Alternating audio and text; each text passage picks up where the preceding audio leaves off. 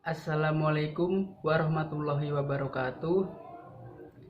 Di sini saya Aron Andriansa dari kelompok 9 akan sedikit menjelaskan mengenai pengertian dari jiwa atau nafs.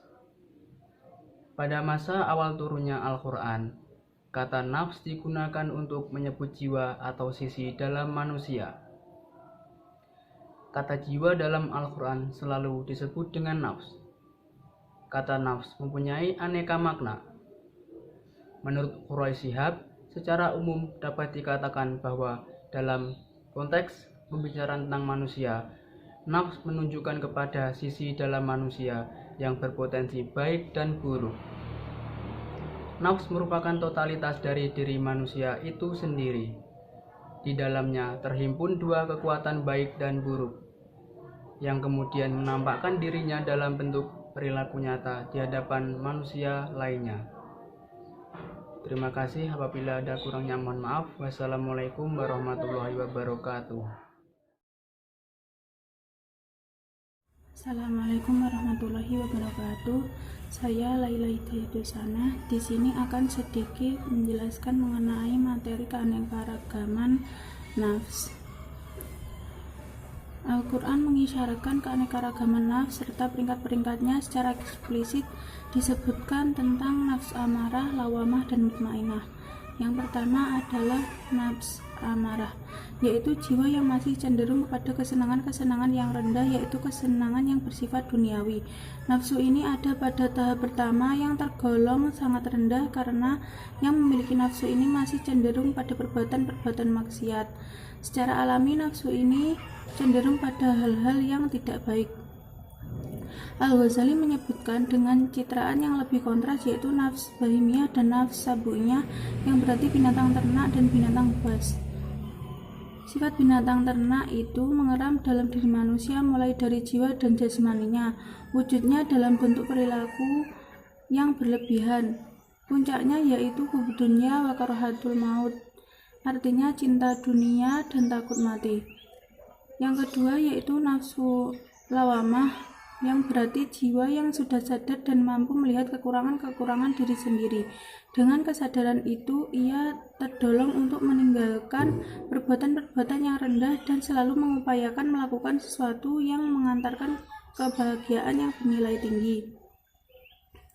Orang yang memiliki nafsu ini biasanya saat dia melakukan dosa maka timbul penyesalan dalam dirinya.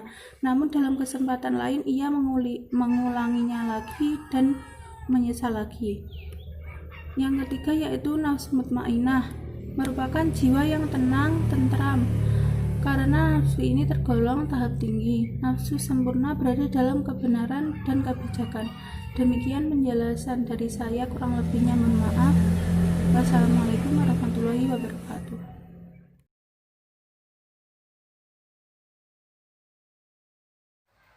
Assalamualaikum warahmatullahi wabarakatuh. Saya Yudian Putaulasana, absen 38. Di sini saya akan membahas pengertian tentang akal, qalbu, dan ruh. Berikut ini adalah pengertian dari akal. Kebanyakan pakar teologi mendefinisikan akal sebagai daya untuk memperoleh pengetahuan. Akal mempunyai daya untuk mengabstraksikan benda-benda yang ditangkap panca indera. Menurut Abdurrahman Saleh, akan merupakan dorongan untuk memahami dan menggambarkan sesuatu, dorongan moral, serta mengambil pelajaran dan kesimpulan, serta hikmah. Fungsi akal, sebagaimana yang telah disinggung di awal, adalah sebagai daya untuk memahami dan menggambarkan sesuatu.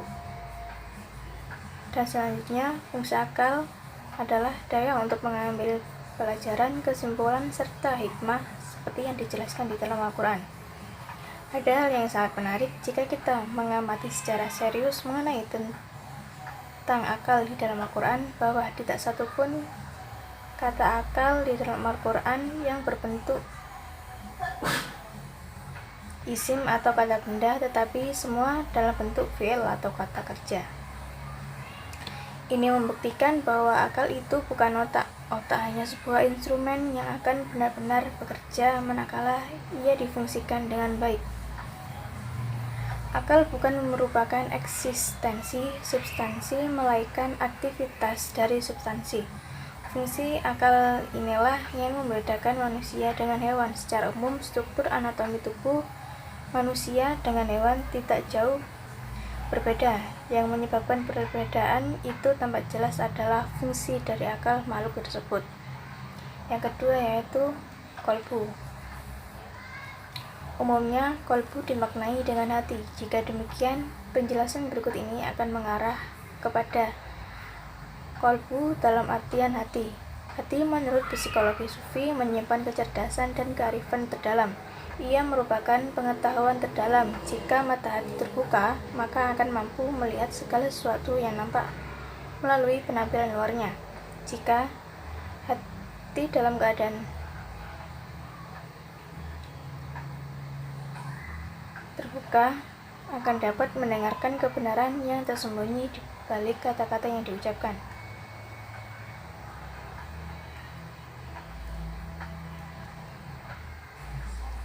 Melainkan hati bagi para sufi bukan hanya mengacu kepada sumpal darah yang dapat dalam dada, melainkan substansi yang halus dan berfungsi mengenal hakikat segala sesuatu yang serta dimiliki kemampuan untuk merefleksikannya.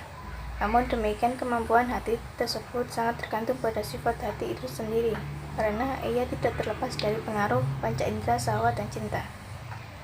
Sejauh hati itu bersih dari kendala-kendala yang menutupinya, ia akan dapat mengangkat hakikat-hakikat yang ada.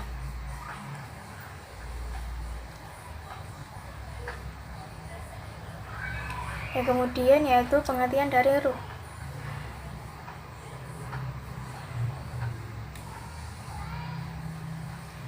Ruh yaitu yang terdapat dalam Al-Quran mempunyai banyak makna, yaitu ruh yang ditiupkan ke dalam janin. Ruh juga berarti Jibril alaihissalam. Ruh dapat pula berarti wahyu atau Al-Quran, dan ruh mempunyai makna sebagai tanda kebesaran Allah bagi makhluknya. Menurut Al-Farabi, sebagaimana yang dikutip oleh Hazim Syah Nasution, ruh bersifat ruhani bukan materi, terwujud setelah adanya badan, dan ruh tidak berpindah-pindah dari suatu badan ke badan yang lain. Dengan adanya ruh dalam tubuh manusia dapat bergerak dan berpikir, menentukan arah kemana ia mengikuti atau melangkah. Ruh bukanlah suatu benda fisik, melainkan sesuatu potensi yang mengandung energi cahaya. Jadi, ruh adalah potensi non-fisik yang terdapat dalam tubuh dan dilengkapi olehnya atau tergantung padanya dalam beberapa macam ketergantungan.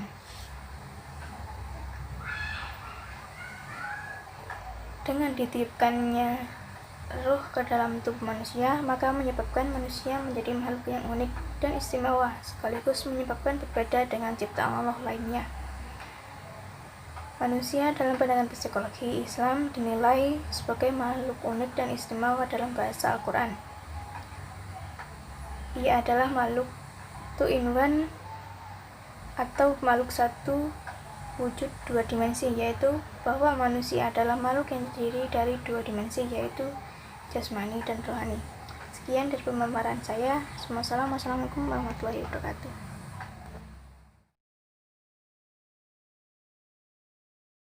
Baik, saya Ninda Larasati, absen 35. Di sini saya akan menjelaskan mengenai hubungan nafs dengan ruh, qalb, dan akal dalam struktur kepribadian manusia. Secara implisit, Al-Quran menginformasikan bahwa manusia memiliki 3 aspek pembentuk totalitas yang secara tegas dapat dibedakan, namun secara pasti tidak dapat dipisahkan. Ketiga aspek tersebut adalah jismiyah, fisik atau biologis, rohaniyah, spiritual atau transcendental, dan nafsiyah atau psikis, psikologis. Jasad sifatnya kasar dan indrawi atau empiris, serta kecenderungannya ingin mengejar kenikmatan duniawi dan material. Ruh sifatnya halus dan ghaib, serta kecenderungannya mengejar kenikmatan samawi, rohaniyah, dan ukhrawiyah. Nafs merupakan sinergi antara jasad dan ruh. Dengan nafs, maka masing-masing keinginan jasad dan ruh dalam diri manusia bisa terpenuhi. Struktur nafas ini terbagi menjadi 3, yaitu qalb, akal, dan nafas. Aspek ruhania ini bersifat spiritual karena ia merupakan potensi luhur batin manusia. Fungsi ini muncul dari dimensi ar-ruh atau spiritual atau sisi jiwa yang memiliki sifat ilahiyah dan memiliki daya untuk menarik dan mendorong dimensi-dimensi lainnya untuk mewujudkan sifat-sifat Tuhan dalam dirinya. Aspek nafsiyah adalah keseluruhan kualitas khas kemanusiaan berupa pikiran, perasaan, kemauan, dan kebebasan. Nafas memiliki gabungan antara jasad dan ruh. Apabila ia berorientasi pada natur jasad, maka tingkahnya menjadi buruk dan celaka. Tetapi apabila mengacu pada natur ruh, maka kehidupannya akan lebih baik dan selamat. Nafas dipersiapkan untuk dapat menampung dan mendorong manusia untuk melakukan perbuatan baik dan buruk. Akal menjadi perantara dan penghubung antara kedua dimensi tersebut, berupa fungsi pikiran yang merupakan kualitas insania pada psikis manusia. Akal merupakan bagian dari daya insani yang memiliki 2 makna. Akal jasmani yang lazim disebut sebagai otak, akal ruhani yaitu cahaya ruhani, dan daya nafsani yang dipersiapkan untuk memperoleh pengetahuan.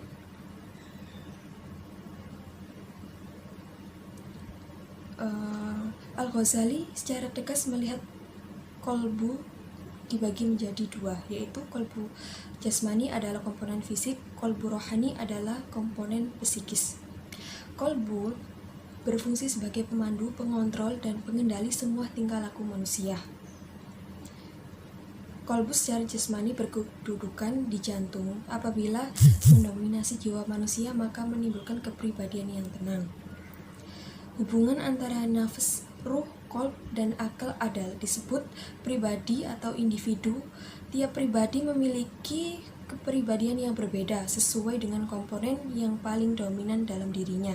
Seseorang didominasi oleh nafas al-amarah akan memiliki kepribadian amarah atau didominasi nafsu. Seseorang didominasi oleh nafsu lawamah akan memiliki kepribadian lawamah atau nafsu yang tercela.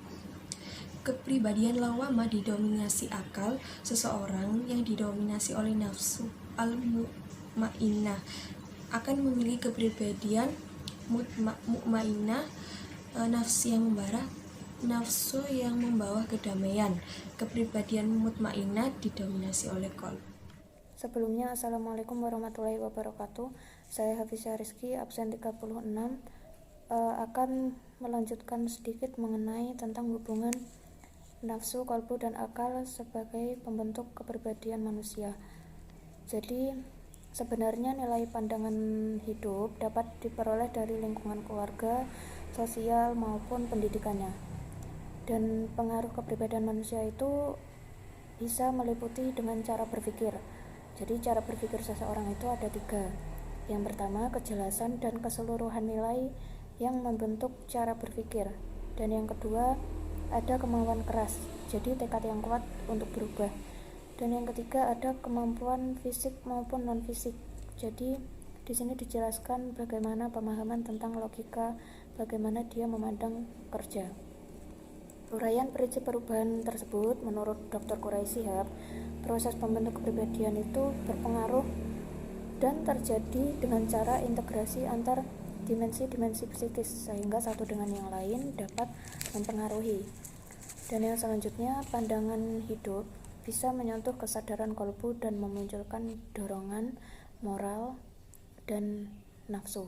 Jadi bisa membentuk tekad sesuai cita-cita luhur dan arahan akal. Kepribadian terlahir adanya integrasi antar dimensi psikis dan dapat dibagi menjadi 3 kepribadian. Yang pertama, kepribadian amarah. Jadi kepribadian ini mencerminkan jiwa yang mendorong untuk berbuat busuk. Ini terjadi karena nafsu menguasai suasana jiwa atau perasaan hati seseorang tanpa kendali atau akal. Dan yang kedua ada kepribadian lawamah. Kepribadian ini mencerminkan jiwa yang selalu mengecam pemiliknya. Begitu melakukan kesalahan, jadi timbul penyesalan. Di sini seseorang sudah mulai merasakan kesadaran kalbunya dan menyadari nuraninya karena telah berkenalan dengan petunjuk ilahi. Dan yang terakhir ada kepribadian mutmainnah. Jadi kepribadian ini mencerminkan jiwa yang tenang, selalu mengingat Allah dan jauh dari segala pelanggaran dan dosa. Di sini potensi kalbu dan akal seseorang itu telah baik dan terjalin hubungan antara kalbu, akal, dan nafsu yang teraktualisasi dengan baik. Menurut Profesor Dr. Quraish Shihab sendiri, tidak dapat berubah keadaan lahir seseorang sebelum mereka mengubah lebih dulu apa yang ada dalam nafsunya, atau nilai-nilai, cara-cara berpikir, atau kemauan keras dan kemampuan. Yaitu bisa dilihat di Quran Surat Al-Araf ayat 13. Demikian itu saja yang dapat saya sampaikan. Ada kurang lebihnya saya mohon maaf yang sebesar-besarnya. Wassalamualaikum warahmatullahi wabarakatuh.